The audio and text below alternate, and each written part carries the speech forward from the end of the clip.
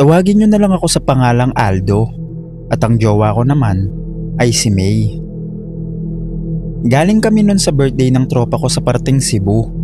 Hindi ko nasasabihin ang eksaktong lugar. Medyo gabi na nang matapos ang inuman, kaya nagdesisyon kaming maghanap na lang ng matutuluyan kaysa bumiyahe pa pauwi ng madaling araw. Halos puno na lahat ng murang motel noon dahil weekend, hanggang sa may nakita kaming lumang hotel sa isang makitid na kalye. Medyo tago siya at parang luma na. Yung ilaw sa signage, kumikislap-kislap pa. Okay na to, isang gabi lang naman, sabi ni May habang nakahawak sa braso ko. Pagpasok namin, may matandang receptionist na lalaki. Payat siya at hindi siya tumitingin sa mata namin habang chinecheck ang ID namin. Napansin ko rin na sobrang tahimik ng lobby. Walang ibang guest, wala ring guard. Parang kami lang ang tao sa buong building. Pagkaabot niya ng susi, ang sabi niya, "Room 306, wag niyo na lang bubuksan yung cabinet." Nagtaka kami. Ha? Bakit? Pero ngumiti lang siya ng pilit. Sirain kasi yung lock nun, dugtong niya. Nagkatinginan kami ni May sa isa't isa, pero hindi na namin pinansin. Pagpasok pa lang namin sa kwarto, iba na agad ang pakiramdam ko. Malamig kahit mahina ang aircon. May lumang cabinet sa sulok na kahoy. Medyo nakaawang ng konti. Doon ko rin unang nakita ang itim na maleta. Malaki siya, parang pang travel. May gasgas sa gilid at parang basa yung ilalim. Baka gamit ng housekeeping, sabi ni May. Tumango na lang ako. Pagod na kami, kaya naligo muna siya, habang ako naman nakahiga sa kama at nagsiselfone. Pero maya-maya, may narinig akong mahina. Parang umiiyak. Napaupo ako. Mahina lang talaga, halos parang pabulong. Akala ko si May sa CR, pero paglapit ko sa banyo, naririnig ko pa rin bukas ang shower at mas malinaw na ngayon yung tunog galing sa cabinet. Kinabahan ako. Dahan-dahan akong lumapit habang nakatitig doon sa maleta. Tapos tumahimik, nawala yung iyak. Paranoid ka lang, bulong ko sa sarili ko. Paglabas ni May ng CR, sinabi ko sa kanya yung narinig ko, pero tinawanan niya lang ako. Lutang ka ba? Sabi niya. Humiga na kami para matulog, pero hindi talaga ako mapakali. Bandang 12:00 yata ng madaling araw nang magising ako. May tunog ulit, mas malakas na. Parang babae na umiiyak habang hirap huminga. At doon ko nakita, may tumutulong maitim na likido mula sa cabinet. Mabagal lang yun. Dire-diretso pababa sa sahig. Una, akala ko tubig. Pero naaamoy ko. Amoy bakal. Dugo. May. Nanginginig kong bulong. Nagising siya at napasigaw agad nang makita niya. Putang ina! Ano yan? Dugo ba yan? Biglang bumukas ng konti ang cabinet ng kusa. Sobrang lakas ng tibok ng dibdib namin nun. Pakiramdam ko, gusto ko nang tumakbo palabas, pero parang nanigas ang katawan ko. Lumapit ako habang hawak ni May ang braso ko. Habang papalapit kami, mas lumalakas yung mahinang iyak. Parang nasa loob talaga ng maleta. At doon ko napansin, gumagalaw ng bahagya yung zipper. Parang may humihinga sa loob. Buksan mo, mahinang sabi ni May. Ayoko sana, pero hindi ko rin matiis. Dahan-dahan kong hinila ang zipper. Hanggang sa bumukas ng konti at doon ko nakita buhok. Mahabang buhok na basa ng dugo. Napaatras agad si May at nagsisigaw. Pero ako, natulala ako. Kasi pagbukas ko ng todo sa maleta, may putol na braso. May bahagi ng mukha ng babae at magkakahiwalay na parte ng katawan na nakabalot sa plastik. Sobrang baho. Sobrang baho na parang diretsyong sumuntok sa sikmura ko. Nagsuka agad ako sa sahig habang hysterical na umiiyak si May. Pero ang pinakang hindi ko makalimutan, yung mata ng babae, nakadilat pa. Parang nakatingin diretso sa akin. Tumakbo kami palabas ng kwarto habang sumisigaw. Pagdating namin sa lobby, wala na yung receptionist. Walang tao. Patay pa karamihan ng ilaw. Tinawagan namin agad ang pulis. Mga 10 minuto bago sila dumating, pero pakiramdam ko noon, ang haba ng oras. Pag-akyat nila sa room, narinig kong isa sa kanila ang nagsabi ng, "Tangina, grabe naman yan." At dun ko nalaman na totoong bangkay nga. Chap-chap, bagong patay pa raw.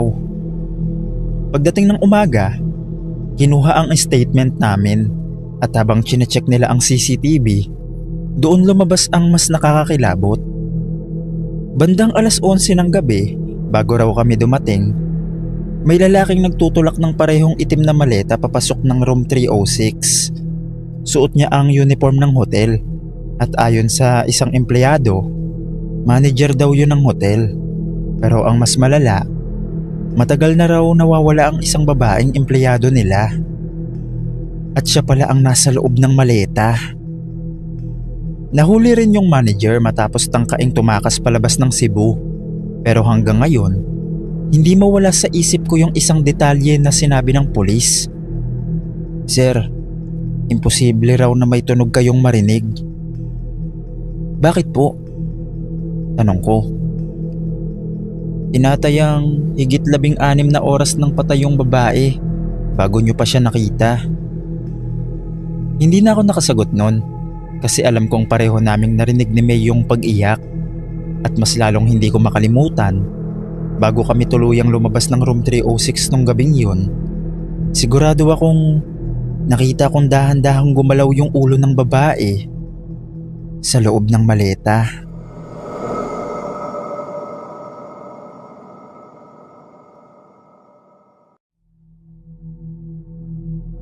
Magandang gabi sa iyo, Sir Dave. Ako si Adrian at noong 2019, madalas akong gumimik sa isang lumang bar sa Quezon City kasama ang mga tropa ko. Hindi siya katulad ng mga sosyal na club ngayon. Medyo madilim, luma ang interiors, may amoy na halo ng alak, yosi at kung ano-ano pa. Pero sikat siya noon dahil mura ang inumin at may live band tuwing weekend. First time kong pumunta ron, napansin ko agad na parang may kakaiba sa lugar. Kahit maingay sa main area, may parte ng bar na sobrang tahimik. Lalo na sa bandang hallway, papunta doon sa may CR. Luma kasi yung building, dating restaurant daw noong dekada 80 bago naging bar. Noong gabing yun, birthday ng tropa naming si Marco. Halos 12:00 na nang medyo tamaan na kami ng alak. Hindi naman ako sobrang lasing pero sapat na para medyo mahilo ako habang naglalakad. Habang busy sila sa table namin, nagpaalam muna akong pupunta ng CR. Pagpasok ko sa hallway, doon ko agad naramdaman yung biglang pagbabago ng atmosphere. Parang ang lamig. Hindi normal na lamig galing aircon. Mas mabigat, mas nakakapandinig balahibo. Tahimik din bigla, halos hindi ko marinig yung tugtog mula sa loob ng bar kahit ilang metro lang naman ang layo ko. Habang papalapit ako sa restroom, may narinig akong mahina na pag-iyak ng babae. Mahina lang sa umpisa, parang may nagpipigil ng hikbi. Huminto ako saglit. Akala ko may babaeng sobrang lasing o kaya may problemang emosyonal. Naririnig ko kasi minsan sa mga bar, may nag-aaway o umiiyak dahil sa breakup. Napatingin ako sa pinto ng women's restroom. Doon ang gagaling ang iyak. Hindi ko alam kung bakit, pero parang naaawa ako. Kaya kumatok ako ng marahan. "Miss, okay ka lang?" Walang sumagot. Pero patuloy pa rin ang iyak, parang nasa loob mismo ng cubicle. Medyo kinabahan na ako noon, pero naisip kong baka kailangan ng tulong. Dahan-dahan kong tinulak ang pinto ng restroom. Pagpasok ko, bumungad agad yung amoy ng lumang tiles at bleach. Mahina ang ilaw. Isa sa mga fluorescent lights sa taas, nagpapatay sindi pa. At doon ko ulit narinig yung iyak, mas malapit na, sa pinakang dulong cubicle. Ramdam ko agad na may mali kasi walang paa sa ilalim ng cubicle door. Pero malinaw na malinaw ang hikbi. "Miss?" Tawag ko ulit. Wala pa ring sumagot. Lumapit ako ng dahan-dahan. Bawat hakbang ko, parang lalong lumalamig ang paligid. Nang nasa harap na ako ng cubicle, umawak ako sa pinto at dahan-dahan ko yung binuksan. Walang tao, walang laman. Pero patuloy pa rin ang pag-iyak. Parang nasa likod ko lang mismo. Bigla ko napalingon. Wala. Doon na nagsimulang manginig ang buong katawan ko. Hindi normal yun. Alam kong may naririnig ako. Hindi pwedeng wala lang. Mabilis akong umatras palabas ng cubicle habang kumakabog ng malakas ang dibdib ko. Tapos biglang tumigil ang iyak. Tapos ang naririnig ko na lang ay ang sariling paghinga ko. Lumapit ako sa salamin para maghilamos sana at pakalmahin ang sarili ko. Nanginginig ang kamay ko habang binubuksan ng gripo. Habang nakayuko ako, may napansin akong kakaiba sa refleksyon ng salamin. Parang may babaeng nakatayo, ilang pulgada lang mula sa akin. Napahinto ako. Dahan-dahan kong itinaas ang ulo ko. Sa refleksyon, may maputlang babae sa likod ko. Basang-basa ang buhok niya at nakatakip halos sa buong mukha niya. Nakasuot siya ng lumang puting damit na parang uniform. Pero ang pinakang hindi ko makakalimutan, nakangiti siya. Hindi normal. Pilit na pilit. At bago pa ako makalingon, may malamig na kamay na humawak sa balikat ko. Sobrang lamig nun. Napasigaw ako at napatalon palayo sa lababo. Paglingon ko sa likod ko, wala nang tao. Pero kita ko pa rin sa salamin ang bakas ng basang kamay sa balikat ko. Doon na ako kumaripas palabas ng restroom. Pagbalik ko sa table namin, namumutla raw ako ayon sa mga tropa ko. Akala nila masyado lang akong nalasing. Pero nang ikwento ko ang nangyari, biglang natahimik yung isang waiter na malapit sa amin. Tinignan niya lang ako ng seryoso tapos sinabi niya, "Sir, hindi kayo ang unang naka-experience niyan." Ayon sa kanya, ilang taon na raw, may mga customer na nakakarinig ng iyak ng babae sa women's restroom. Minsan daw, may nakikitang refleksyon sa salamin kahit walang tao. May iba ring bigla raw nilalagnat paglabas ng CR. Pero ang pinakang nakakatakot, may dating empleyado raw doon na nag-suicide sa restroom many years ago matapos iwan ng boyfriend niya. Hindi ko alam kung totoo at ayoko nang malaman pa. Simula ng gabing yon, hindi na ako bumalik sa bar na yon at hindi ko pa rin makalimutan yung malamig na kamay na humawak sa balikat ko kahit walang tao sa likod ko.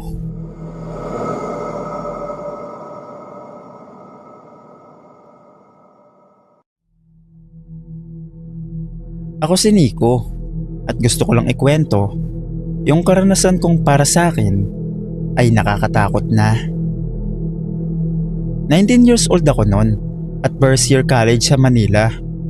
Galing pa akong probinsya kaya kailangan kong humanap ng murang matitirhan malapit sa school. Hindi kaya ng budget ang condo o dorm na sosyal kaya boarding house lang ang option ko.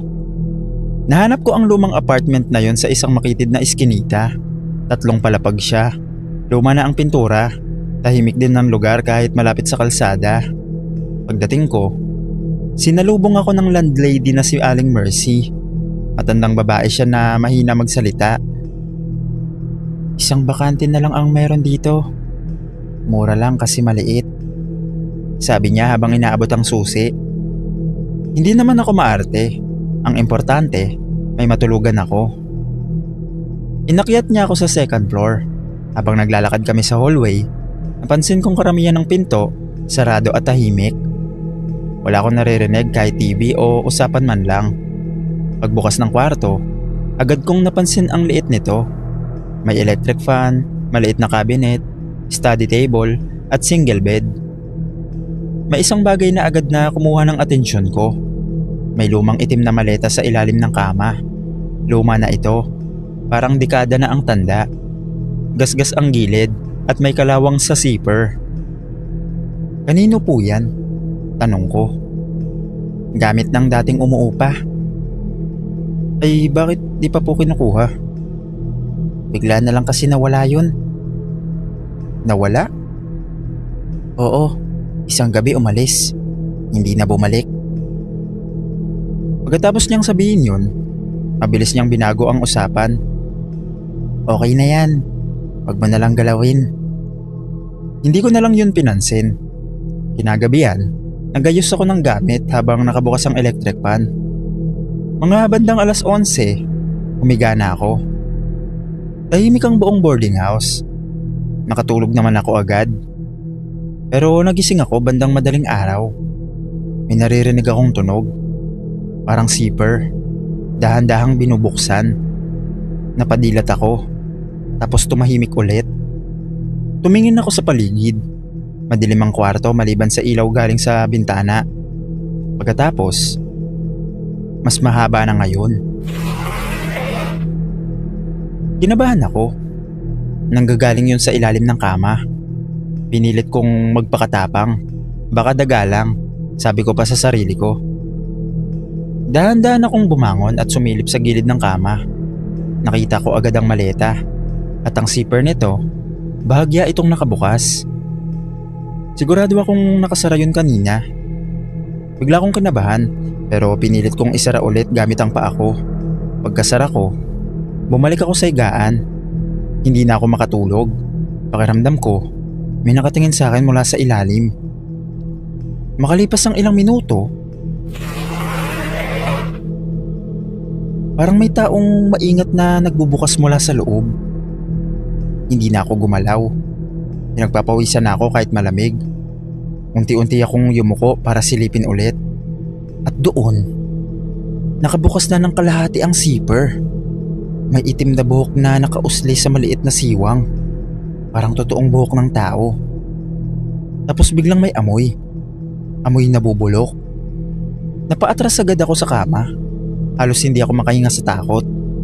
Tinititigan ko ang ilalim ng kama habang nanginginig ang kamay ko. Tapos, may kumalabog mula sa loob ng maleta. Isang malakas na... Napamura ko at tumayo agad. Kasunod nun, may marahang tunog ng pagkalmot mula sa loob. Parang may kuko na kumakayod. At pagkatapos, may mahinang boses babae. Palabasin mo ako.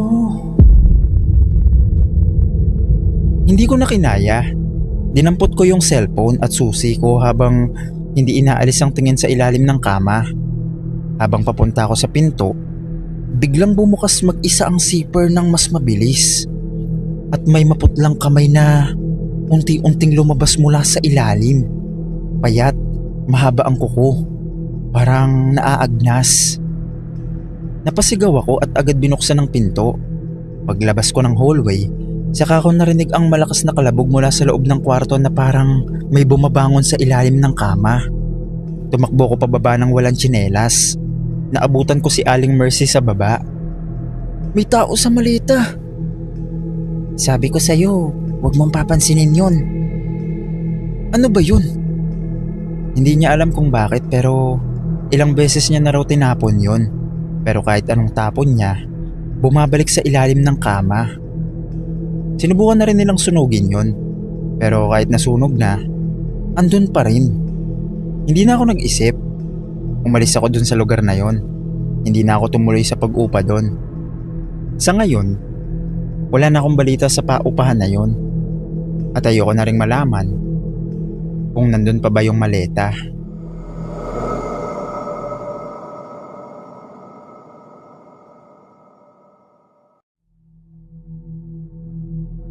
Lumaki ako sa probinsya ng Tarlac, kaya sanay ako sa madilim na kalsada, palayan, at mga kwento tungkol sa multo at ligaw na kaluluwa. Madalas pa nga akong tumatawa kapag may matandang nagsasabing wag daw bumiyahe ng madaling araw dahil may mga nilalang na sumasabay daw sa mga sasakyan.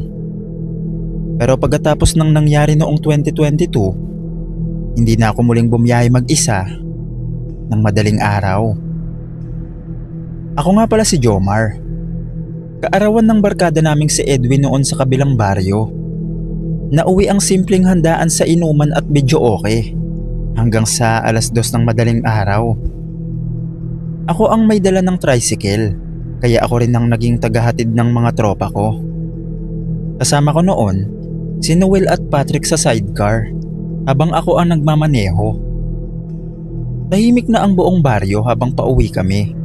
Yung kalsada palabas, puro palayan at talahiban.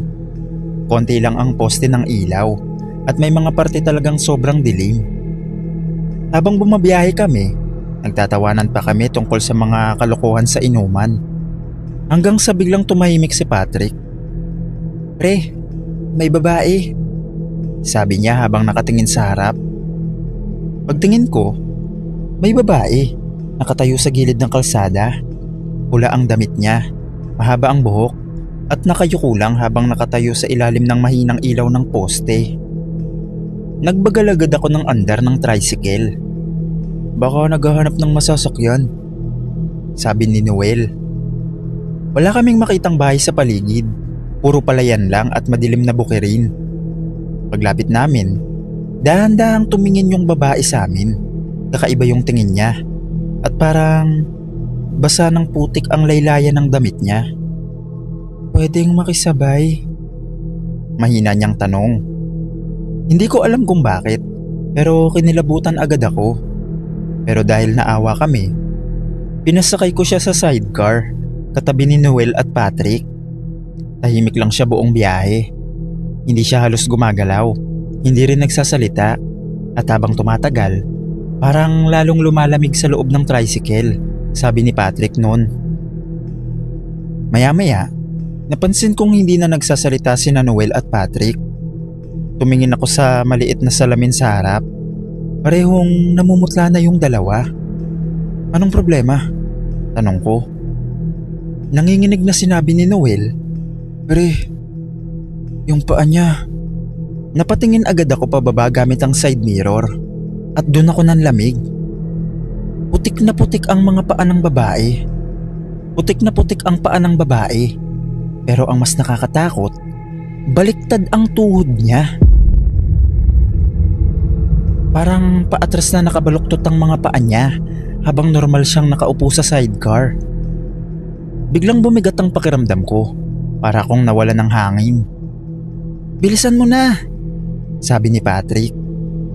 Habang nagmamaneho ako, unti-unting may naaamoy akong mabaho sa tricycle, parang kanal na may nabubulok.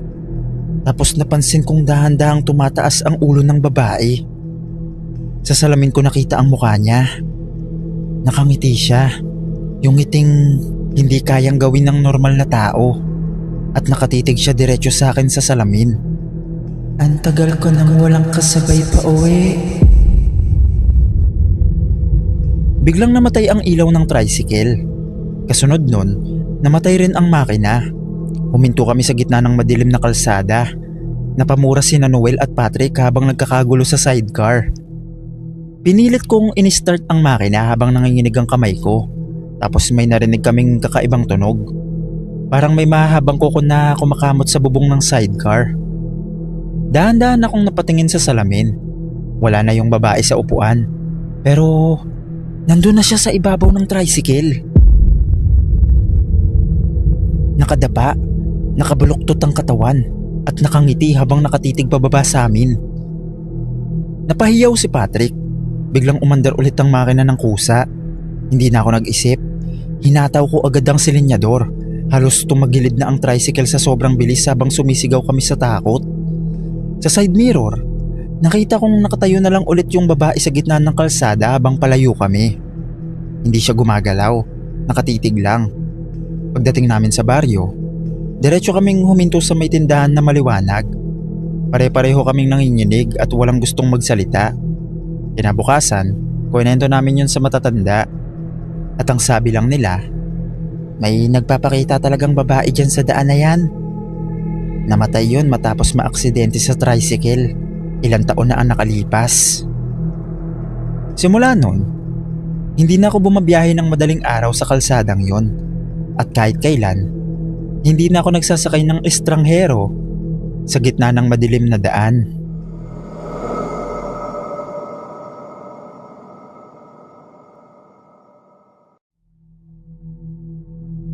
Isa ako sa mga silent listener dito sa PNT Stories. At ngayon, gusto ko magbahagi ng kwento. Sana mapili. Ako si Alvin at hanggang ngayon, hindi ko pa rin makalimutan ang nangyari sa amin sa isang beach party sa La Union noong summer ng 2021. Apat kaming magkakaibigan noon. Ako, si Ken, si JP at si Johnny. Kakagraduate lang namin sa college kaya napagdesisyonan naming magbakasyon muna bago maghanap ng trabaho.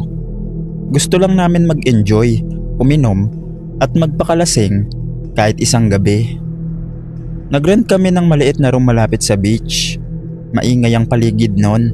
May tugtog ng reggae, may mga nag-iihaw at may sumasayaw sa buhangin habang hawak ang mga beer nila. Puno ng tao ang resort. Masayahin si Johnny sa amin. Siya rin yung tipo ng taong madaling lumapit sa strangers. Kahit saan, may kaibigan agad. Bandang 12:00 ng gabi, medyo lasing na kaming lahat. Nakaupo kami sa buhangin habang umiinom nang mapansin naming tahimik si Johnny. "Nakita mo?" tanong niya sa akin. "Ang ano?"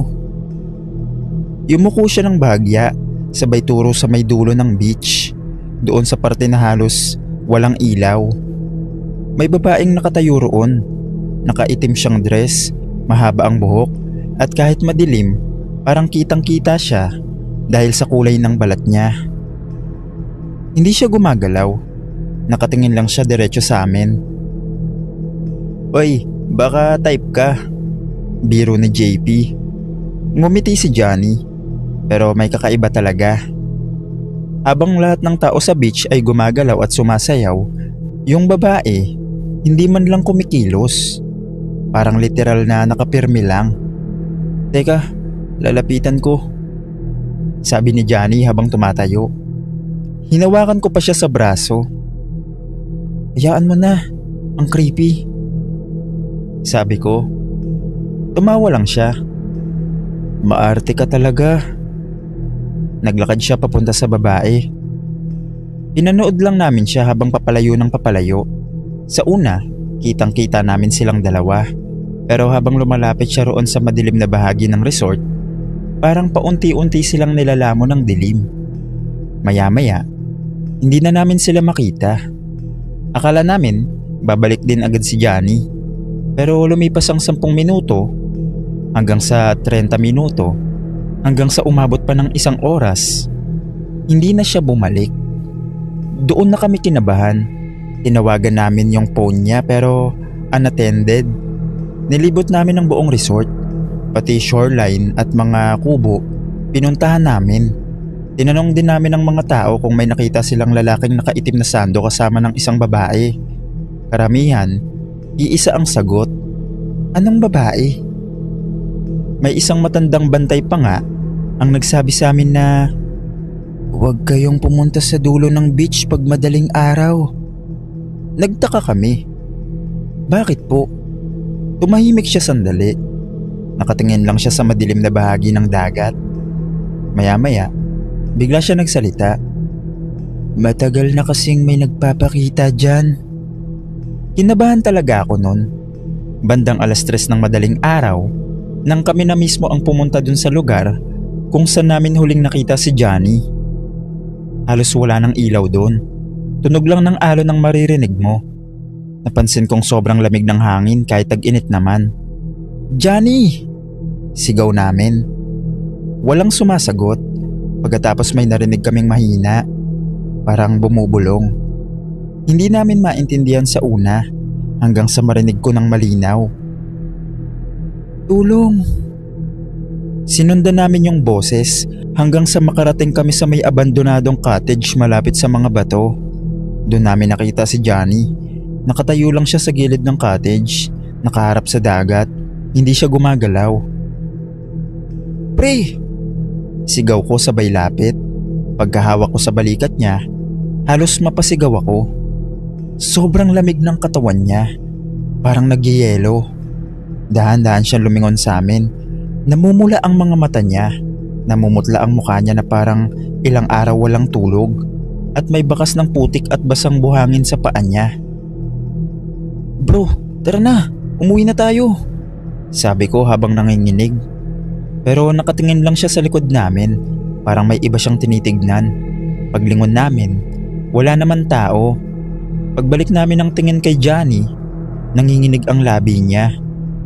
Mga pre, tulungan niyo ako. Ano ba nangyari? Tanong ko. Bigla niyang hinawakan ng braso ko ng sobrang higpit. Hindi pala tao yung babae kanina. Pagkasabi niya nun, nawalan siya ng malay. Binuhat namin siya pabalik sa room. Nilagnat siya buong umaga. Hindi rin siya makausap ng maayos. Tulala lang siya habang nakatingin sa bintana. Kinabukasan bago kami umuwi ng Maynila, medyo umokay na siya. Pero ayaw niyang ikwento ng buo yung nakita niya. Iisa lang ang paulit-ulit niyang sinasabi. Akala ko babae lang.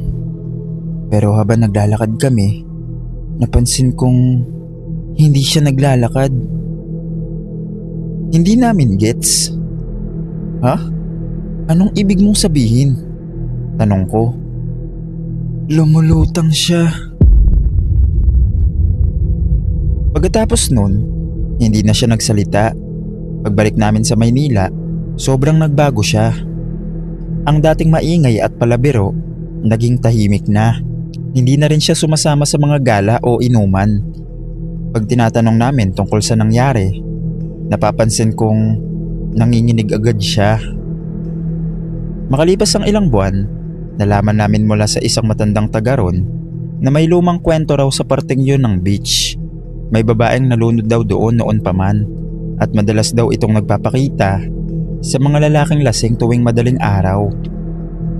Hanggang ngayon, tuwing nakakakita ako ng beach party video sa internet, naaalala ko pa rin yung gabing yon. At minsan, naiisip ko, ano kaya yung nakita ni Johnny sa dilim?